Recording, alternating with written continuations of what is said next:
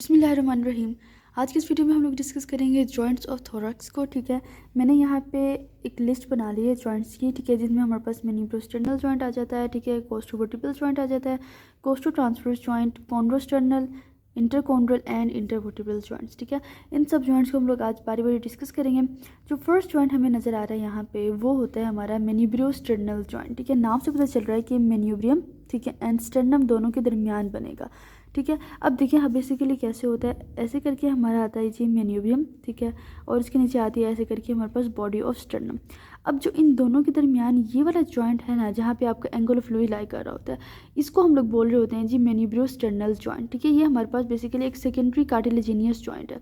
ठीक है, secondary cartilaginous joint में क्या होता है हमारे पास कि दोनों के दरमियान एक फाइब्रो कार्टिलेजिनस मतलब डिस्क होती है। ठीक है, जिनको आपस में कनेक्ट कर रही होती है।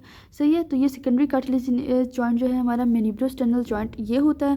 ठीक है, इसका फ़ायदा क्या होता है कि इस जॉइंट में हमारे पास जो है ना स्लाइड सी मूवमेंट्स हो सकती हैं। ठीक है, यानी कि जो बॉडी ऑफ स्टर्नम है वो मेन्यूब्रियम पे थोड़ा सा मूव कर सकता है, क्योंकि जब हम रेस्पायर कर रहे होते हैं, इंस्पिरेशन हो रही होती है और जब एक्सपायरेशन हो रही होती है तो उसमें इसकी मूवमेंट जो है काफ़ी हेल्पफुल होती है। ठीक है, इन रिस्पायरेशन की मूवमेंट्स को टेक आउट करने के लिए।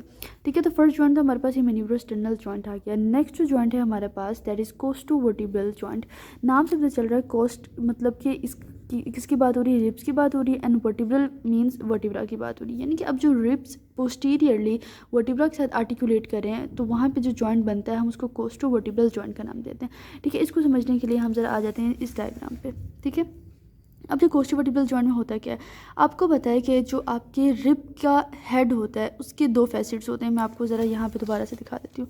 देखिए, यहाँ पे जो आपका रिब है उसके दो फैसेट्स होते हैं। फॉर एग्जांपल ये मैंने रिब बनाई, ठीक है, ये उसका हेड है। ठीक है, दो फैसेट होते हैं, एक होती है जी हमारे पास अपर स्मॉलर फैसेट और एक होती है जी लोअर लार्जर फैसेट। जो लोअर लार्जर फैसेट होती है उसने आर्टिकुलेट करना होता है अपने ही नंबर के वर्टिब्रा से, यानी कि अपने ही जो उनका मतलब जिस नंबर का वो रिब है उसी नंबर की वर्टिब्रा के साथ उसने आर्टिकुलेट करना है। अब जो ऊपर की तरफ आपको नज़र आ रहा है ये अपर स्मॉलर, इसने किसके साथ आर्टिकुलेट करना है, जो अब नेक्स्ट वर्टिब्रा लाई कर रहा है, यानी कि नेक्स्ट हायर वर्टिब्रा जो है बेसिकली उसके साथ इसने आर्टिकुलेट करना है। ठीक है, नेक्स्ट हायर वर्टिब्रा के साथ। तो यहाँ पे यही चीज़ आपको यहाँ पे क्लियरली दिखाई गई है। मैं आपको दिखाती हूँ, यहाँ पे आपको ये दो फैसेट्स नज़र आ रहे हैं। अब जो एक सिंगल रिब है ना, उसका जो लोअर लार्जर फैसेट है उसने अपने ही न्यूमेरिकली इक्वल वर्टिब्रा के साथ आर्टिकुलेट करना है, उसके लोअर लार्जर फैसेट ने जो मैंने आपको दिखाया, और जो अपर स्मॉलर फैसेट था उसने आर्टिकुलेट किया नेक्स्ट हायर वर्टिब्रा के साथ। ठीक है, यहाँ पे रिब्स को निकाल के दिखाया गया, जबकि यहाँ पे रिब को कनेक्ट करके दिखाया गया। अब देखें, इस रिब्स के दो फैसेट से ऊपर की तरफ से अपर स्मॉलर था जो कि नेक्स्ट हायर वर्टिब्रा के साथ आर्टिकुलेट कर रहा है, और नीचे की तरफ से लोअर लार्जर था जो कि अपने ही कॉरेस्पॉन्डिंग अपने ही न्यूमेरिकली इक्वल वर्टिब्रा के साथ आर्टिकुलेट करा। ठीक है, तो इस तरह से हमारे पास दो प्लेन साइनोवियल जॉइंट्स आ जाती है, यानी कि एक हेड ऑफ रिब हमें दो प्लेन साइनोवियल जॉइंट्स बना के दे रहा है। अब इन दोनों प्लेन साइनोवियल जॉइंट्स को आपस में क्या चीज़ सेपरेट करिए, ये इंट्रा आर्टिकुलर लिगामेंट जो होता है, जो कि हमारे पास इन दोनों प्लेन साइनोवियल जॉइंट जो कि एक सिंगल रिब जो कि अपने दो फैसेट्स की वजह से दो प्लेन साइनोवियल जॉइंट्स बना रहा था, उन दोनों को ही सेपरेट आउट कर रहा है आपका intra articular ligament of head of the rib. ठीक है, जो आपको नजर आ रहा है कि आगे जाके इंटरवर्टिब्रल डिस्क के साथ कॉन्टिन्यूस है। ठीक है, इसके अलावा आपको यहाँ पे एक और लिगामेंट नजर आता है जो कि इसको यहाँ पे सराउंड कर रहा होता है, जिसको आप लोग रेडिएट लिगामेंट या फिर ट्राई रेडिएट लिगामेंट बोलते हो। ठीक है, तो ये आपका जो है कोस्टोवर्टिब्रल जॉइंट यहाँ पे कंप्लीट होता है। ठीक है, अब हम चलते हैं अपने नेक्स्ट जॉइंट की तरफ। जो नेक्स्ट जॉइंट हम लोग पढ़ने जा रहे हैं वो है हमारा कोस्टो ट्रांसवर्स जॉइंट। देखें, पहले कोस्टोवर्टिब्रल जॉइंट हम लोगों ने देखा, यानी कि जो हमारा रिब था वो हमारे वर्टिब्रा के साथ आर्टिकुलेट कर रहा था। ठीक है, हम लोगों ने यहाँ पे देखा, देखें ये हमारा रिब आ जाता है। ठीक है, और ये हमारे जो वर्टिब्रा में लोकेटेड होते हैं ना फेसेट्स, ठीक है, उनके साथ उसने आर्टिकुलेट किया। अब जो हम लोग पढ़ने जा रहे हैं वो है जी कोस्टो ट्रांसवर्स जॉइंट, यानी कि अब जो हमारा रिब है वो किसके साथ आर्टिकुलेट करने जा रहा है, हमारे वर्टिब्रा के जो ट्रांसवर्स प्रोसेस है उसमें जो फैसेट्स लोकेटेड हैं उनके साथ। ठीक है, यानी कि अब जो आर्टिकुलेशन होगी वो इस लेवल पे होगी, जो ट्रांसवर्स प्रोसेस पे हमारे पास ये फैसेट लोकेटेड है इसके साथ। अब देखिए, बेसिकली हमारे रिब के ऊपर लोकेटेड होता है ट्यूबरकल। ठीक है, ये आपको पूरा पोर्शन नजर आ रहा है ये ट्यूबरकल का, जिसमें ये जो मीडियल पोर्शन है ये आर्टिकुलर फैसेट होता है for the transfer process of vertebra, यानी कि इसी ने आगे जाके आर्टिकुलेट करना है वर्टिब्रा के ट्रांसफर प्रोसेस के साथ। ठीक है, मतलब कि ये आर्टिकुलर होता है, जबकि जो लेटरल पोर्शन होता है ये नॉन आर्टिकुलर होता है, इसने किसी के साथ आर्टिकुलेट नहीं करना, लेकिन इसके साथ लिगामेंट की अटैचमेंट होती है। कौन सी लिगामेंट की अटैचमेंट होती है वो हम लोग बाद में देखेंगे। ठीक है, तो हमारे पास जो ये ट्यूबरकल का ये आर्टिकुलर पोर्शन है इसने क्या करना है, अब इसने आर्टिकुलेट करना है हमारे ट्रांसवर्स प्रोसेस पे लोकेटेड इस एंटीरियर आर्टिकुलर फैसेट के साथ। ठीक है, और हमारे पास बन जाएगा जी कोस्टो ट्रांसवर्स जॉइंट। ठीक है, अब बेसिकली होता क्या है, जो कोस्टो ट्रांसवर्स जॉइंट है इसको हमारे पास इसका जो कैप्सुलर लिगामेंट होता है, जो सबसे पहले जिसने मतलब कैप्सूल ही होती है हमारे पास जो कि जॉइंट को कवर करती है। अब उस कैप्सुलर लिगामेंट को स्ट्रेंथन करेंगी 3 कोस्टो ट्रांसवर्स लिगामेंट्स। ठीक है, अब वो 3 कोस्टो ट्रांसवर्स लिगामेंट्स कौन कौन सी हैं? इसलिए हमारे पास आ जाता है जी सुपीरियर कोस्टो ट्रांसवर्स लिगामेंट, जो कि आपको यहाँ पे नजर आ रहा है। ठीक है, अभी आप सिर्फ देख लें नाम, हम इसको भी डिटेल में डिस्कस करेंगे। उसके बाद आपके पास आ जाता है जी इंफीरियर कोस्टो ट्रांसवर्स लिगामेंट, जो कि आपको बिल्कुल चुन्नू मुन्नू से नजर आ रहा है, मतलब वो अंदर की तरफ होता है, इतना क्लियर आपको नहीं विजिबल होता वो। देन आपके पास आ जाता है जी लेटरल कोस्टो ट्रांसवर्स लिगामेंट, जो कि आपको यहाँ पे नजर आ रहा है। ठीक है जी, अब जरा हम लोग डिटेल से डिस्कस करते हैं कि जो मतलब तीनों ट्रांसवर्स लिगामेंट्स हैं वो कहाँ से निकल के कहाँ तक जाते हैं। आपने ये चीज़ याद रखना है कि तीनों तरह के यानी कि सुपीरियर, लेटरल, इंफीरियर, तीनों तरह के लिगामेंट्स ने निकल के एक ही तरफ जाना है, यानी कि ट्रांसवर्स प्रोसेस की तरफ ही जाना है। ठीक है, क्योंकि कोस्टो ट्रांसवर्स जॉइंट है, रिप से निकल के towards the transfer joint towards the transfer process तक ही जाएगा। ठीक है, क्योंकि कोस्टो ट्रांसफर जॉइंट है। अच्छा जी, तो जो सबसे पहले हम लोग डिस्कस कर रहे थे अपने सुपीरियर कोस्टो ट्रांसवर्स लिगामेंट को। ठीक है, जो कि आपको यहाँ पे नीचे से करके नजर आया हुआ। ठीक है, यहाँ पे ये हो गया, ये हो गया। ठीक है, ये आपके पास सुपीरियर कोस्टो ट्रांसवर्स लिगामेंट है।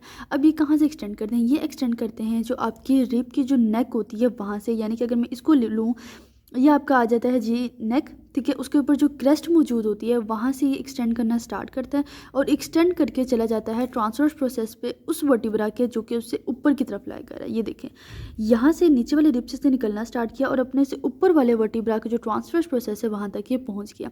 और आपने याद रखना है कि जो आपका सुपीरियर कोस्टो ट्रांसवर्स लिगामेंट होता है ये डबल लेयर्ड होता है। ठीक है, इसके 2 लेमिनी होती हैं। सही है जी, तो ये आपका सुपीरियर कोस्टो ट्रांसवर्स लिगामेंट आ जाता है ऐसे। देन आपके पास आ जाता है आपका इंफीरियर कोस्टो ट्रांसवर्स लिगामेंट, जो कि मैंने यहाँ पे आपको दिखाया हुआ है। अब ये इंफीरियर कोस्टो ट्रांसवर्स लिगामेंट कहाँ से निकलता है? ये भी आपके नेक से ही निकलता है, आपके रिब के नेक से ही निकलता है, उसके पोस्टीरियर सर्फेस से। ये देखें, आपका जो रिब है, ठीक है, उसका जो नेक है उसके पोस्टीरियर सर्फेस से निकलेगा। ठीक है, और कहाँ पे चला जाएगा? अगेन आपके वर्टिब्रा का जो ट्रांसवर्स प्रोसेस है ना, इस दफ़ा ये ऊपर नीचे कहीं नहीं जाएगा, अपने ही रिब के मुताबिक अपने ही उसी नंबर के ट्रांसवर्स प्रोसेस के पास जाके अपनी अटैचमेंट दे देगा अपने उसी वर्टिब्रा के। ठीक है जी, देन आपके पास आ जाता है जी लेटरल कोस्टो ट्रांसवर्स लिगामेंट, जो कि आपको यहाँ पे नजर आ रहा है। ठीक है, ये लेटरल कोस्टो ट्रांसवर्स लिगामेंट कहाँ से निकलता है? ये भी आपका जो हमने अभी ऊपर क्या डिस्कस किया था, हमारे पास जो ट्यूबरकल था नेक का, उसके 2 पार्ट्स थे, मीडियल आर्टिकुलर था और लेटरल हमारे पास था नॉन आर्टिकुलर। अब क्या होता है, इस ट्यूबरकल का जो लेटरल नॉन आर्टिकुलर सर्फेस होता है वहाँ से ये निकलता है और वहाँ से निकल के कहाँ चला जाता है? अगेन आपके tip of the transverse process में चला जाता है अपने ही वर्टिब्रा के, यानी ऊपर नीचे कहीं नहीं जाएगा। ये देखें, अब दोबारा से हम लोग यहाँ पे देख लेते हैं इस लेटरल को, इस लेटरल को। ठीक है, दोनों लेटरल कोस्टो ट्रांसवर्स लिगामेंट्स हैं। कहाँ से निकला? ये निकला है ट्यूबरकल के लेटरल नॉन आर्टिकुलर सर्फेस से और कहाँ पे चला गया है? आप अपने ही वर्टिब्रा के ट्रांसवर्स प्रोसेस तक। ठीक है, सिर्फ और सिर्फ हमारे पास सुपीरियर कोस्टो ट्रांसवर्स लिगामेंट ऐसा था जो कि ऊपर मतलब अपने से ऊपर वाले वर्टिब्रा पे जाकर उसने अटैचमेंट दी थी, जबकि जो आपका लेटरल और इंफीरियर कोस्टो ट्रांसवर्स लिगामेंट होते हैं, यानी कि इंफीरियर वाला भी और ये आपका लेटरल वाला भी, ये दोनों जो है ना अपने ही ट्रांसफर प्रोसेस तक रहते हैं, कहीं आगे पीछे नहीं जाते। ठीक है, तो ये कोस्टो ट्रांसवर्स जॉइंट के बारे में आपको ये लिगामेंट्स इनका पता होना चाहिए। ठीक है जी, तो नेक्स्ट जॉइंट आ जाता है हमारे पास कॉन्ड्रोस्टर्नल जॉइंट। मींस कि अब कार्टिलेज का जो है जॉइंट बने जा रहा है स्टर्नम के साथ। कौन सा कार्टिलेज? Obviously costal cartilage. आपको याद है हमारे रिब्स को एंटीरियरली स्टर्नम के साथ कनेक्ट किया होता है हमारे कोस्टल कार्टिलेजेस ने। ठीक है, अब हम लोग यही बात करने जा रहे हैं कॉन्ड्रोस्टर्नल जॉइंट्स की। ठीक है, आपने याद रखना है कि जो आपके पास फर्स्ट कॉन्ड्रोस्टर्नल जॉइंट है, यानी कि जो आपका फर्स्ट रिब यानी फर्स्ट कोस्टल कार्टिलेज जो आपके मेन्यूब्रियम के साथ जॉइंट बना रहा है, वो प्राइमरी कार्टिलेजिनियस जॉइंट के साथ कनेक्टेड है। अब आमतौर पर तो क्या होता है, प्राइमरी कार्टिलेजिनस जॉइंट्स में ऐसे होता है कि मतलब एज के साथ ऑसिफिकेशन हो जाती है और जो कार्टिलेजिनस पोर्शन है वो सारा मतलब ऑसिफाई होकर बोनी पोर्शन में चेंज हो जाता है। लेकिन एक्सेप्शन है आपके इस वाले जॉइंट की, जो कि फर्स्ट रिब आपके मेन्यूब्रियम के साथ बना रहा है, कि इसमें जो है ना हाईलाइन कार्टिलेज जो है ये आपको नज़र आ रहा है, जिसके थ्रू ये कनेक्टेड है टू द मेन्यूब्रियम। ये हमारे पास ऑसिफाई नहीं रहता मतलब, लेकिन बनाता है फिर भी ये प्राइमरी कार्टिलेजिनियस जॉइंट ही है। ठीक है, और इस आपको याद रखना होगा कि इस जॉइंट में किसी किस्म की कोई मूवमेंट नहीं होती। ठीक है, इस वजह से आपके शोल्डर गिडल के और आपके जो अपर लिम है उसको स्टेबिलिटी मिल जाती है। पता नहीं आज मेरी ज़ुबान अजीब किस्म की लड़खड़ा रही है क्या है। अच्छा, नेक्स्ट आपके पास आ जाते हैं जो सेकंड से 7th कोस्टल कार्टिलेजेस हैं आपकी, यानी कि ये second, third, 4th, 5th, 6th and 7th। ठीक है, अब जो ये वाले आपको नज़र आ रहे हैं कोस्टल कार्टिलेजेस हैं, ये अटैच हैं आपके बॉडी ऑफ स्टर्नम के साथ और ये सिंपल मतलब जो प्लेन साइनोवियल जॉइंट्स है वो बना रहे हैं। ठीक है, ये सब साइनोवियल जॉइंट के थ्रू कनेक्टेड है। अब इसके आगे मजीद आपको नज़र आ रहे हैं कि जो बाकी जितनी भी रिब्स हैं वो आपस में जुड़ी हुई हैं, उनकी जो कार्टिलेजेस हैं ना वो आपस में जुड़ी हुई हैं। ठीक है, वो डायरेक्टली स्टर्नम तक नहीं जा रही, ठीक है, वो क्या कर रही हैं कि अपने से नेक्स्ट हायर जो आपको मतलब रिब के साथ जो कोस्टल कार्टिलेज थी उसके अंदर कनेक्ट होती जा रही है, देन वो नेक्स्ट हायर के साथ और इस तरह करके, ठीक है। अब जो आपको ये आपस में जो कार्टिलेजेस कनेक्टेड होती हुई नज़र आ रही हैं, इन्होंने आपस में कौन सा जॉइंट बनाना है, इन्होंने आपस में बनाना है जी इंटरकॉन्ड्रल जॉइंट्स, ठीक है, मतलब कि ये कार्टिलेजेस आपस में बना रही हैं तो ये हमारे पास इंटरकॉन्ड्रल जॉइंट्स बन जाएंगे, ठीक है जी। उसके बाद हमारे पास जो है ना अपना लास्ट किस्म का जॉइंट रह जाता है, that is the intervertebral joint. Intervertebral joints नाम से पता चल रहा है कि दो वर्टिब्रा आपस में जॉइंट्स बना रहे हैं। बेसिकली जो दो वर्टिब्रा जब आपस में जॉइन करते हैं तो वो 5 जॉइंट्स से आपस में जुड़ते हैं, ठीक है। एक होता है जी उनका सेंटर में जॉइंट जिसको आप लोग मीडियन जॉइंट कहते हो, जिसमें दो वर्टिब्रा की बॉडीज़ जो है ना वो आपस में जॉइन कर जाती हैं। अगर मैं आपको साइड व्यू से दिखाऊँ तो एक मैं यहाँ ऊपर की तरफ वर्टिब्रा की बॉडी बना देती हूँ, ठीक है, एक ही नीचे की तरफ बना देती हूँ, ठीक है। अब देखें इन दोनों को आपस में कनेक्ट किसने किया होगा, आपके फाइब्रो कार्टिलेज ने मिड में कवर किया होगा, ठीक है। अब मिड में चूंकि हमारे पास फाइब्रो कार्टिलेज मौजूद है तो आप लोग इसको कौन सा जॉइंट कहते हो, आप इसको सेकेंडरी कार्टिलेजिनस जॉइंट का नाम देते हो या फिर आप इसको क्या बोल देते हो, सिम्फिसिस का नाम देते हो, ठीक है, जो कि सेकेंडरी कार्टिलेजिनस जॉइंट को ही हम लोग बोलते हैं, ठीक है। तो ये सिम्फिसिस किसके दरमियान बनता है, वर्टिब्रल बॉडीज़ के दरमियान में बनता है, जो कि मीडियन जॉइंट हमारे पास बनेगा इंटरवर्टिब्रल जॉइंट में। इसके अलावा हमारे पास 4 और जॉइंट्स बनते हैं जो कि 2 राइट साइड्स पे होते हैं और 2 लेफ्ट साइड पे होते हैं। अब देखें, अब मुझे इसकी कोई प्रॉपर डायग्राम यहाँ एटलस में तो नहीं मिली, आप गूगल कर लीजिएगा, वो गूगल में अच्छी मिल जाएंगी।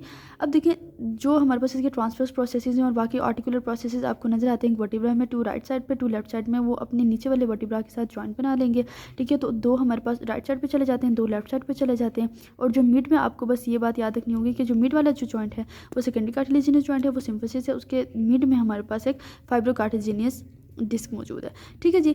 तो यहाँ पे हम लोग अपने जॉइंट्स के टॉपिक को करते हैं कंप्लीट। आई होप सो कि आप लोगों को समझ आ गई होगी। अब इंशाल्लाह मिलते हैं नेक्स्ट वीडियो में, तब तक के लिए अल्लाह हाफिज़। बहुत सारा पढ़िएगा, प्रॉफ की अच्छी तैयारी करिएगा, बेस्ट ऑफ लक।